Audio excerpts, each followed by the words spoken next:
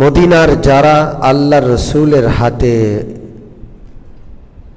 মিনার ঘাটিতে সে বায়াত করল প্রথমবার,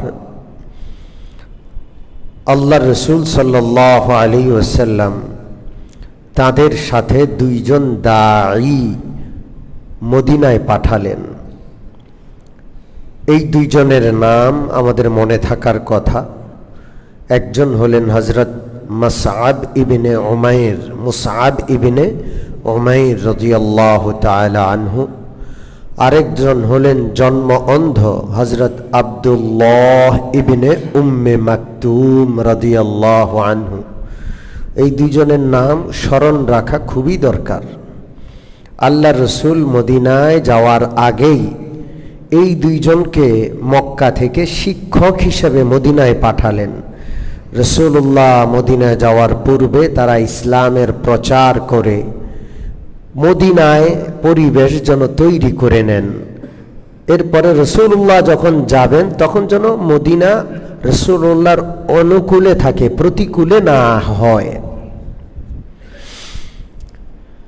রসুল্লাহর পাঠানো এই দুইজন সাহাবীর প্রথমজন, যিনি প্রথম শিক্ষক, তিনি হলেন মুসআব ইবনে উমাইর রাদিয়াল্লাহু আনহু।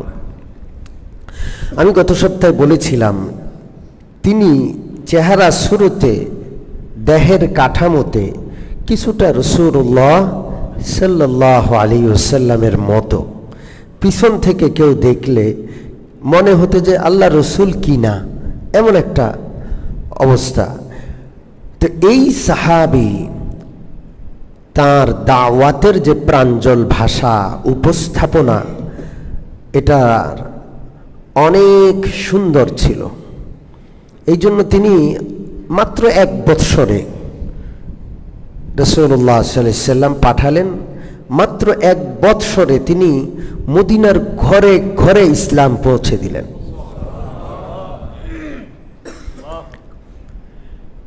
কেউ তার সাথে রাগত সুরে কথা বললেও তিনি রাগ করতেন না, হাসি মুখে তাকে জবাব দিতেন, প্রাঞ্জল ভাষায় তার সাথে কথা বলতেন এবং সুললিত কণ্ঠে তাকে কোরআনের তিলাওয়াত শোনাতেন।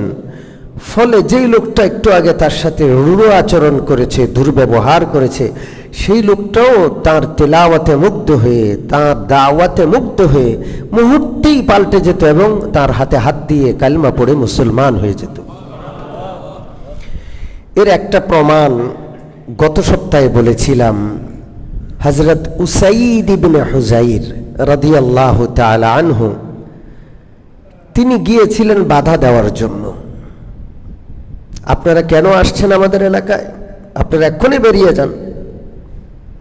বাধা দেওয়ার জন্য গেলেন। হযরত মুসআব ইবনে উমাইর তার সাথে হাসি মুখে কথা বলে তাকে দাওয়াত দিলেন, কোরআনের তেলাওয়াত শোনালেন, সাথে সাথে তিনি মুসলমান হয়ে গেলেন। এই পর্যায়ে মদিনার আরেকজন বড় নেতার আলোচনা আছে রাসূলুল্লাহর জীবনীতে। তার নাম হযরত সাদ ইবনে মুআজ। আনসারী সাহাবীদের মধ্যে সর্বশীর্ষে যাদের নাম, তাদের মধ্যে সাদ ইবনে মুআজ একজন। তিনি ঔস গোত্র, মদিনায় 2টা গোত্র ছিল প্রধানত, ঔস আর খজরাজ। ঔস গোত্রের একটি শাখা গোত্র ছিল বনি আব্দুল আশহাল বা বনি আব্দে আশহাল। এই শাখা গোত্রের একচ্ছত্র অধিপতি আর নেতা ছিলেন হযরত সাদ ইবনে মুআজ রাদিয়াল্লাহু তাআলা আনহু। বড় প্রভাবশালী নেতা, বড় সৎ, বড় সত্যবাদী, বড় প্রভাব বিস্তারকারী নেতা। হযরত মুসআব ইবনে উমাইর তার সাথী সঙ্গী সহ আজকে বনু আব্দে আশহাল গোত্রের এলাকায় একটা বাগানে আসছেন। মানুষজন আসছে, তাদেরকে তিলাওয়াত শোনাচ্ছেন, ইসলামের মৌলিক বিষয়গুলো মানুষের সামনে পেশ করছেন, দাওয়াত দিচ্ছেন। এখন আব্দে আশহাল গোত্রের নেতা হইল সাদ ইবনে মুআজ। তার গায়ে এটা লেগে গেল, আত্মমর্যাদায় লেগে গেল। আমার এলাকায় এসে বলা কওয়া নাই, কিচ্ছু নাই, আমার বাগানে বসে, আমাদের এলাকার বাগানে বসে মানুষদেরকে দাওয়াত দেওয়া শুরু করছে। কে এরা? চিনি না, জানি না। কি বলেন, নেতাদের গায়ে লাগে না অনেক সময়? নেতাদের এলাকায় আপনি কিছু একটা করতে যায়েন, খবর আছে আপনার, ঠিক কি ঠিক নেই?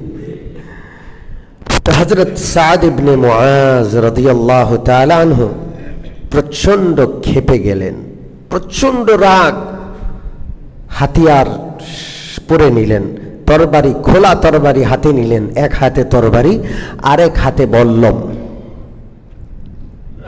তিনি সেখানে চলে গেলেন বাগানে, যেখানে হযরত মুসআব ইবনে উমাইর কিছু লোককে দাওয়াত দিচ্ছিলেন।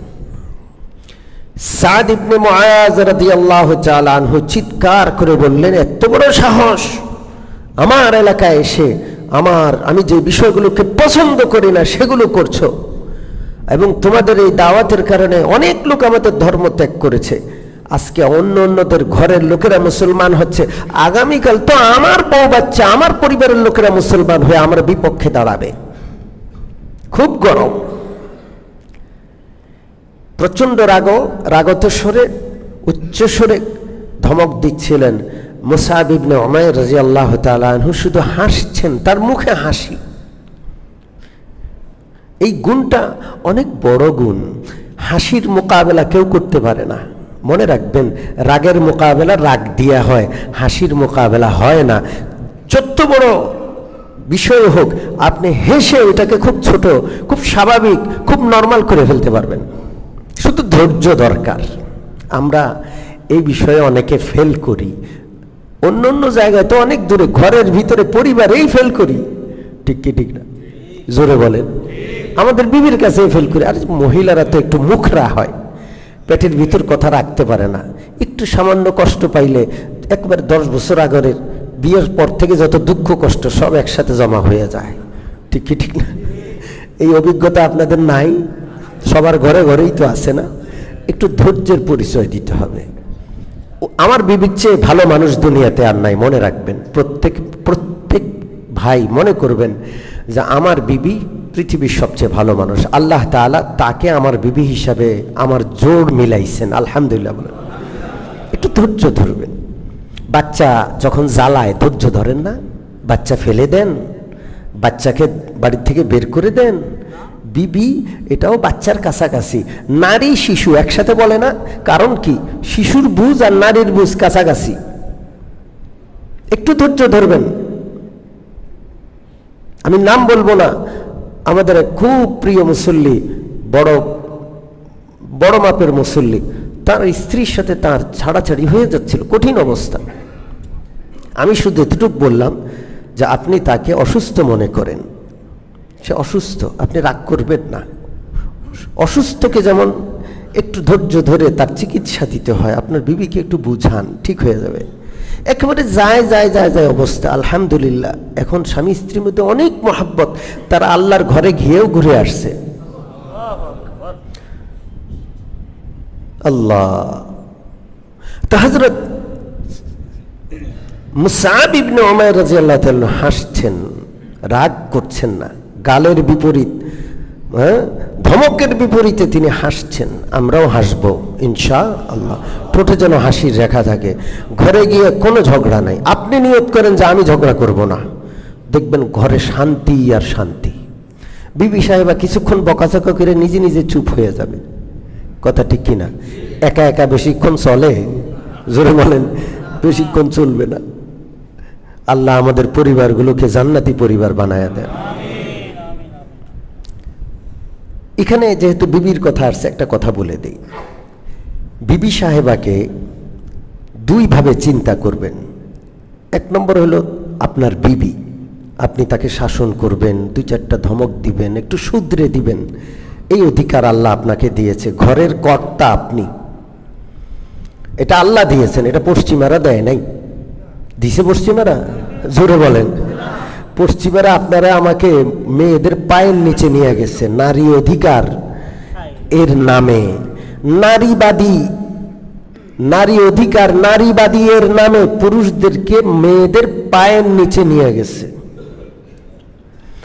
এতটা নিচে নিয়ে গেছে, আপনি স্বামী, আপনার স্ত্রী আপনাকে জেল খাটাইতে পারবে মুহূর্তে, বলবে যে আমাকে ধর্ষণ করেছে। পারবে কি পারবে না? জোরে বলেন। স্ত্রী স্বামীর নামে ধর্ষণ মামলা করতে পারে। এই জন্য পশ্চিমাদের দিকে থুতু নিক্ষেপ করবেন। ওদের সভ্যতা, ওদের সংস্কৃতি, ওদের কৃষ্টি কালচার, এটা খোদাদ্রোহিতার শামিল। এটা সম্মানী লোককে অসম্মান করে আর অসম্মানীকে সম্মান দেখায়। যত অধিকার অপরাধীদের, চোর, ডাকাত, বদমাশ, আসামিদের অধিকার, ভালো মানুষের কোনো অধিকার নাই।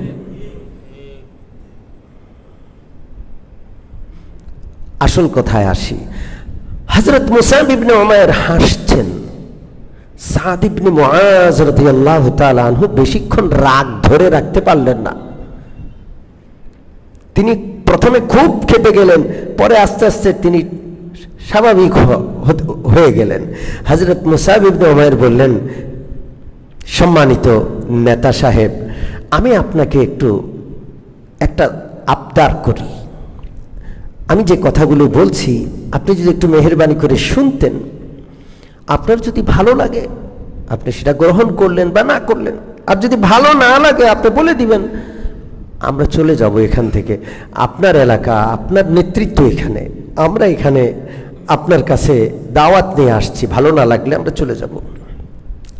হযরত সাদ ইবনে মুআজ বললেন, বড় ইনসাফের কথা, বলো তুমি কি বলবে।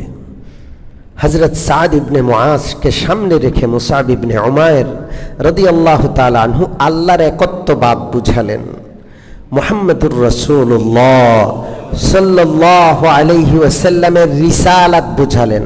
আল্লাহ কয়জন? জোরে বলেন। যারা বহুত্ববাদী, এদের কাছে কোনো প্রমাণ নাই, এদের কোনো সংখ্যা জানা নাই, এরা কয়জনকে আল্লাহর সাথে শরীক করে সংখ্যা জানা আছে? জোরে বলেন।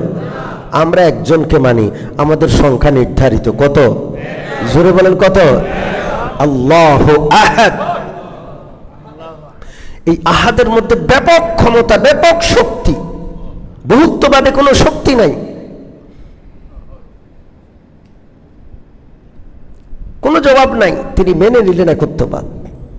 আল্লাহ রসুলের রিসালাত বুঝালেন যে আল্লাহকে পরিচয় করানোর জন্য আল্লাহ যুগে যুগে নবী পাঠিয়েছেন।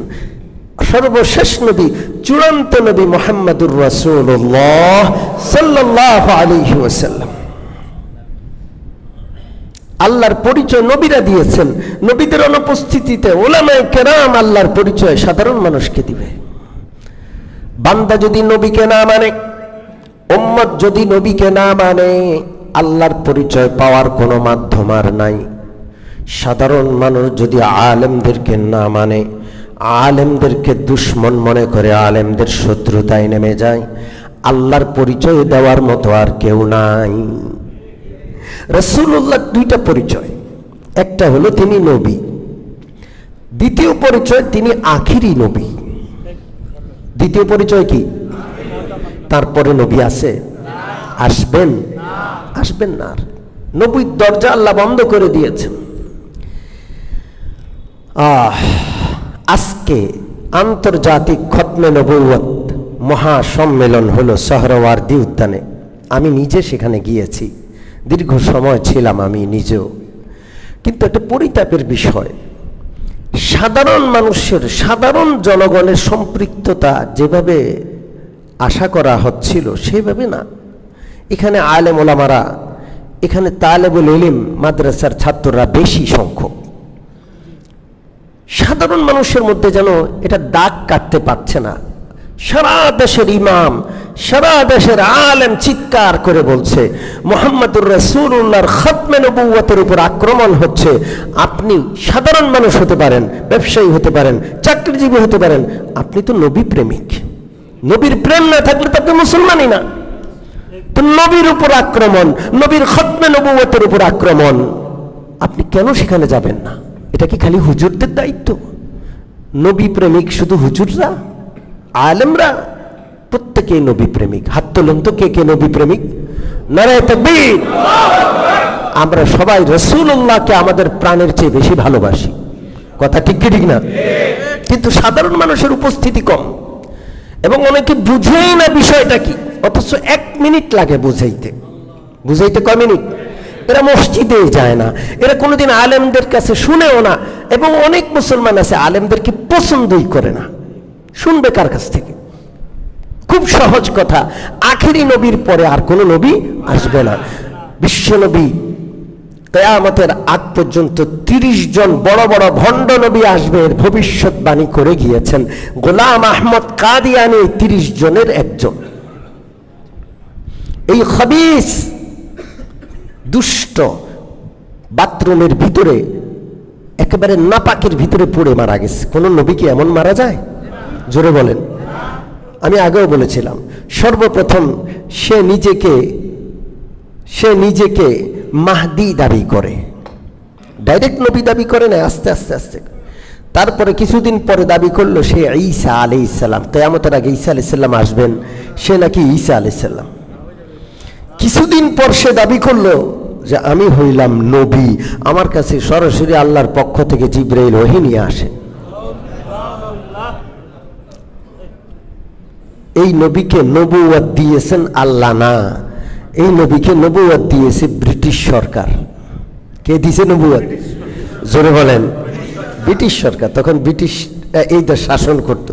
এবং আজব, ব্রিটিশ সরকার যখন এখান থেকে পালাইয়া যায় তখন তাদের নবীর কেন্দ্রটা তাদের দেশে নিয়ে যায়। এখনো লন্ডনে তাদের কেন্দ্র। কোথায়? লন্ডন থেকে অর্থায়ন করা হয় মুসলমানদের ঈমান ধ্বংস করার জন্য, মুসলমানদের মধ্যে বিভক্তি সৃষ্টি করার জন্য। অতএব খতমে নবুয়ত আপনাকে বুঝতে হবে। আপনি যদি বলেন আমার মাথায় ধরেন আমি বুঝি না, আপনার ঈমানে সমস্যা হয়ে যাবে। আর কোনো সংশয় যদি করেন যে এরা হুজুররা আসলে একটু বাড়াবাড়ি করে, হুজুররা তো অনেক কিছুই বলে, আপনার ঈমান থাকবে না।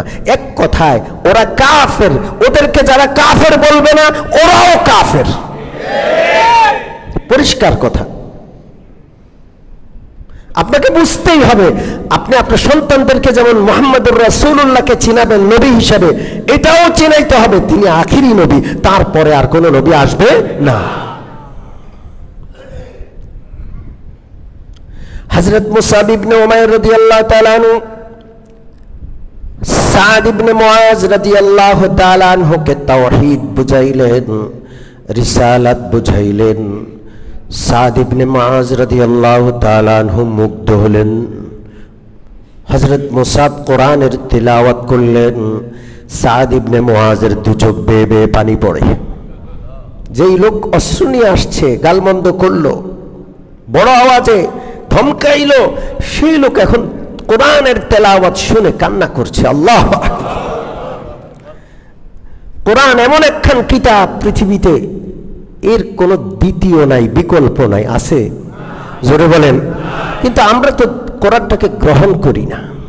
অনেক শিক্ষিত মানুষ কিন্তু কোরআন জানে না, তো তার শিক্ষার আল্লাহর কাছে কি দাম? আল্লাহ তো তাকে জিজ্ঞেস করবেন তোমার মেধা কি আমি সব দুনিয়া পড়ার জন্য দিছি? আমার কালামের একটা আয়াত তুমি পড়ো না, একটা আয়াত বুঝো নাই? মেধার জবাব, মেধা কার নেয়ামত? এটার জবাব দিতে হবে না। শিক্ষা কার নেয়ামত? আপনি শিক্ষিত হলেন, কোরআন পড়লেন না, এটার জবাব দিতে হবে না আল্লাহর কাছে? এই জন্য আমরা আপনাদের হাতে পায়ে ধরি, আপনারা একটু কোরআন শিখেন। আমরা তো ব্যবস্থা করেছি, আমাদের মসজিদে ব্যাপক ব্যবস্থাপনা, কেউ যেন কোরআন থেকে বঞ্চিত না হয়। এই 13 নম্বর সেক্টরের কোনো বয়স্ক, কোনো ছোট বাচ্চা, কোনো মা বোন, কেউ যেন কোরআন তেলাওয়াতে, শুদ্ধ কোরআন পড়া থেকে, কোরআন বোঝা থেকে বঞ্চিত না হয়। আমরা ব্যবস্থা করেছি। আপনারা না পড়লে, না আসলে আমরা কি করব? আপনারা ঠেকে যাবেন, আল্লাহর কাছে জবাব দিতে হবে। মসজিদের পক্ষ থেকে ব্যবস্থাপনা চলছে, মাসে লক্ষাধিক টাকা খরচ হয় এর পিছনে। 7 থেকে 8 জন শিক্ষক আছেন যারা প্রত্যেক নামাজের পর বসেন, কিন্তু শিখনেওয়ালা নাই, কোরআন শরীফ পড়তে রাজি না।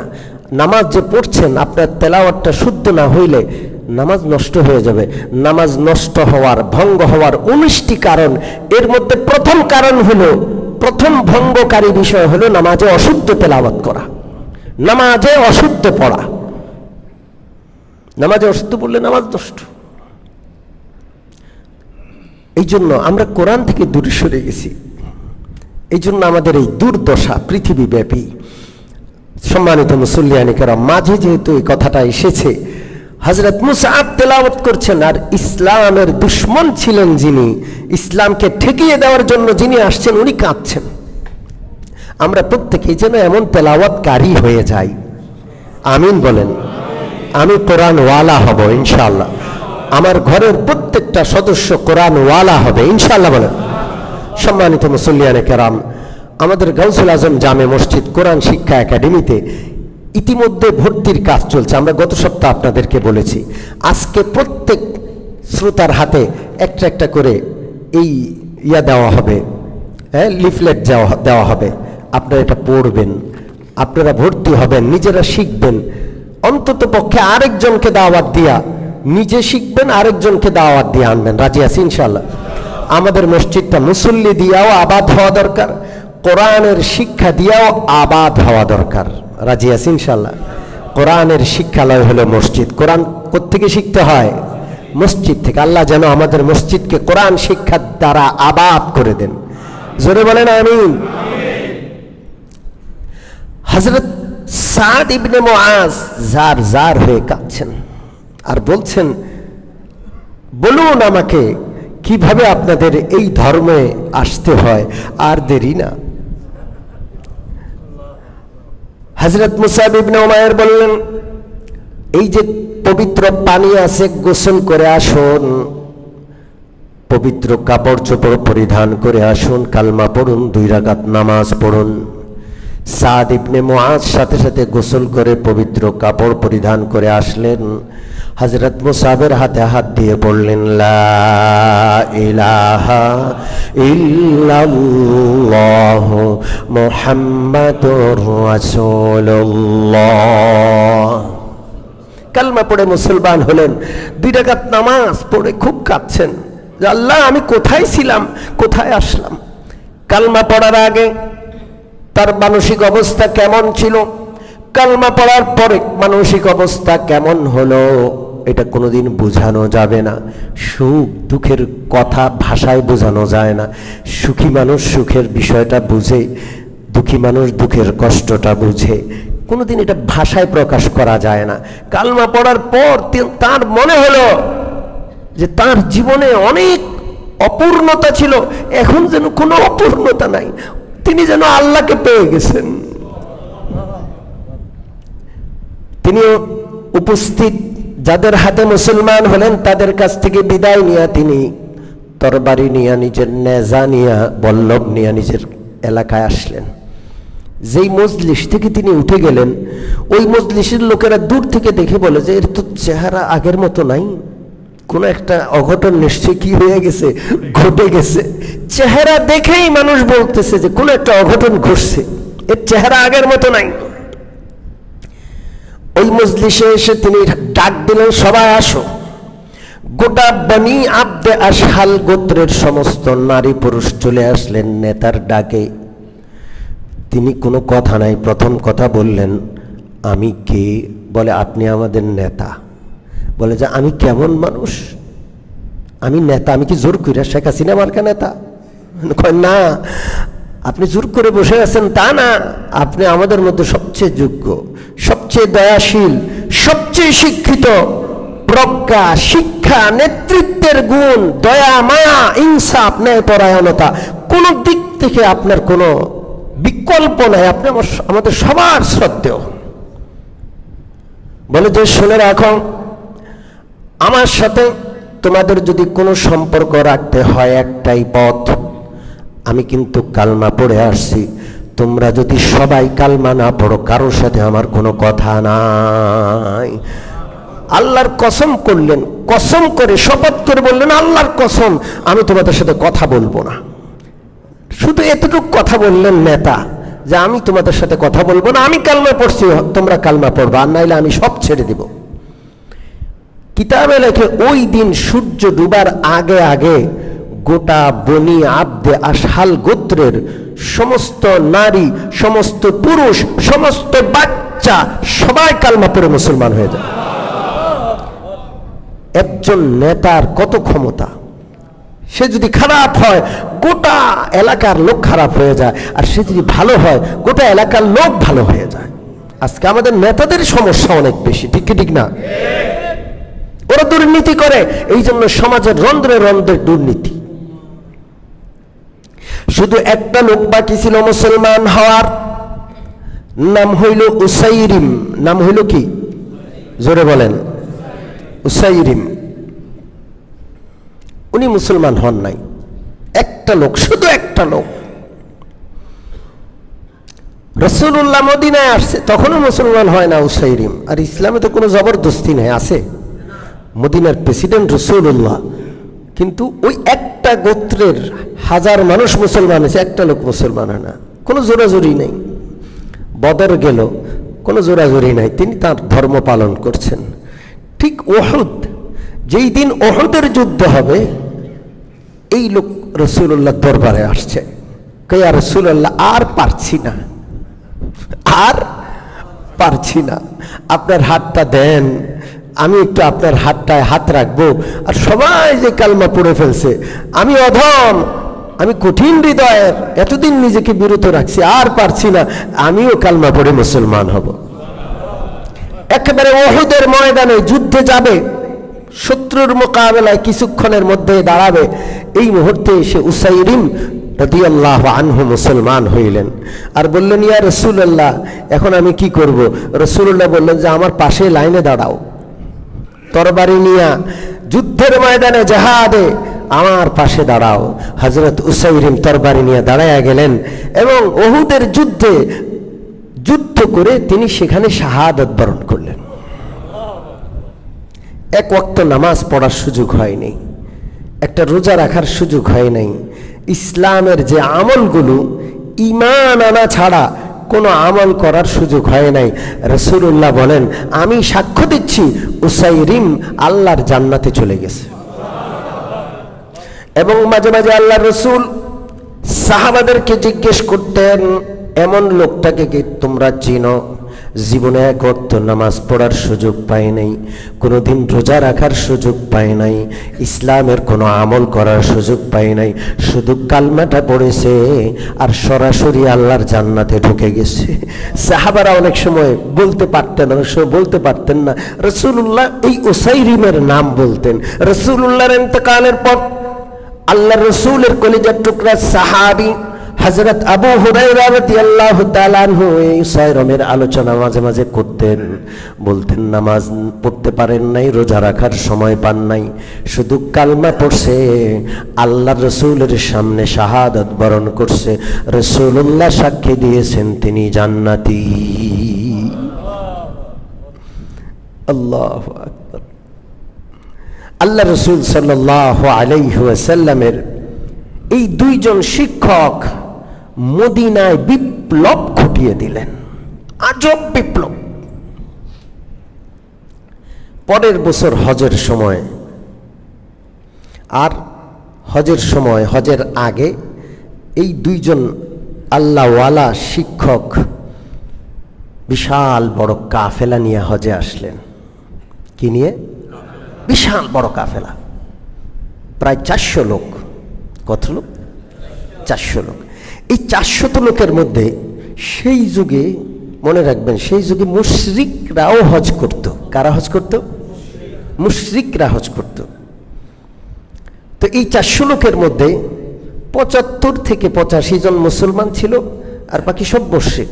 তাও তিনি কাফেলায় নিয়ে নিছেন, কারণ এরা মুশরিক হলেও এরা ঈমান আনার কাছাকাছি চলে গেছে। কিসের কাছাকাছি? জোরে বলেন।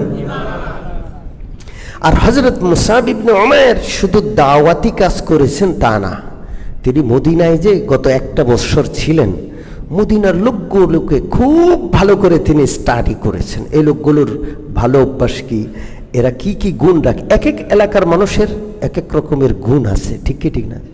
আমরা খালি দোষ দেখি, বরিশাল লাগো এই দোষ, নোয়াখালী লাগো এই দোষ, খালি দোষটাই দেখি। আহারে, অনেক অনেক গুণ আছে, গুণটা দেখতে হয়। দোষটা ধরা পড়লে সেটা থেকে সাবধান থাকবো, কিন্তু খুব বেশি দোষ বর্ণনা করতে নাই, নিতে হয় গুণটা। কি নিতে হয়? জোরে বলেন। গুণটা নিতে হয়। দোষ কার নাই ভাই? আমার দোষ সবচেয়ে বেশি, ঠিক কি ঠিক না? কার দোষ নাই? এই যে গতকাল ফজরের নামাজের পর আরব মেহমান বয়ান করলেন, 5টা পয়েন্ট বলছেন। আল্লাহ আপনার প্রতি সন্তুষ্ট কিনা বোঝার জন্য কয়টা পয়েন্ট? এর মধ্যে একটা পয়েন্ট হলো আল্লাহ তাআলা কাউকে যদি তৌফিক দিয়ে দেন যে সে শুধু নিজের দোষ দেখে আর মানুষের গুণ দেখে। কি দেখবো? আমার, জোরে বলেন, দোষ আর অন্যের গুণ। আল্লাহ তৌফিক দান করেন। আসুন, হযরত মুসআব ইবনে উমাইর শুধু যে কোরআন শিখিয়েছেন, মুসলমান বানিয়েছেন, দাওয়াতি কাজ করেছেন তা না, মদিনার লোকগুলোকে তিনি স্টাডি করেছেন। এরা বড় বাহাদুর, যুদ্ধের ময়দানে এরা পিছন দিকে ফিরতে জানে না, সামনের দিকে আগাইতে জানে, শুধু পিছনে ফিরে আসতে জানে না। এদের অভিধানে পরাজয় জিনিসটা নাই, এদের অভিধানে পরাজয় জিনিসটা নাই।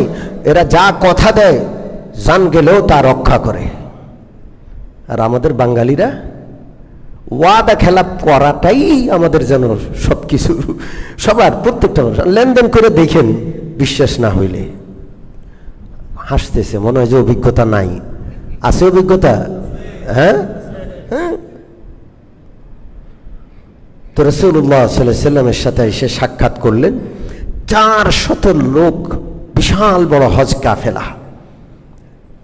এর নেতৃত্ব দিচ্ছেন মুসআব ইবনে উমাইর।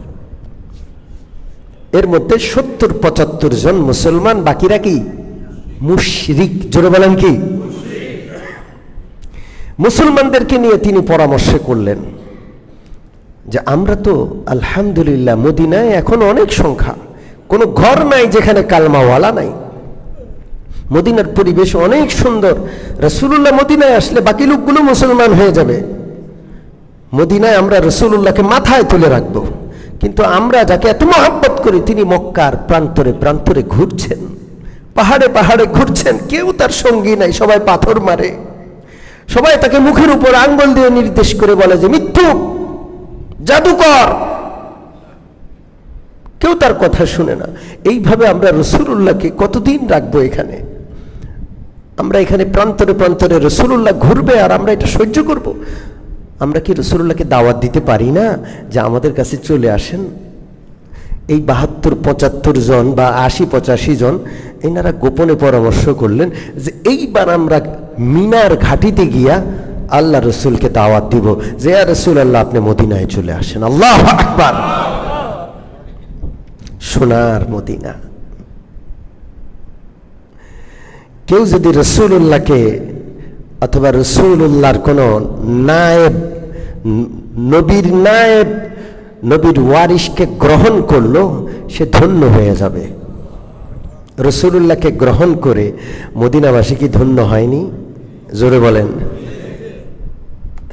এই জন্য কোনো আল্লাহওয়ালার সাথে শত্রুতা রাখবেন না, আল্লাহওয়ালাদেরকে নিবেন, গ্রহণ করবেন, আপনি ধন্য হবেন, আপনার পরিবার, আপনার নসল, বংশ বংশ, প্রজন্ম প্রজন্ম ধন্য হবে ইনশাআল্লাহ। দুশ্মনী করবেন না। সম্মানিত মুসল্লিয়ানে কেরাম, 75 বা 77, 78 বা 85 জন যারা আসছেন, এর মধ্যে 2 জন নারী আর বাকিরা কি পুরুষ। রাসূলুল্লাহর সাথে এনাদের বৈঠক হবে এক গভীর রাত। দিন ক্ষণ ঠিক হলো, মুশরিকদেরকে দাওয়াত দেয় নাই।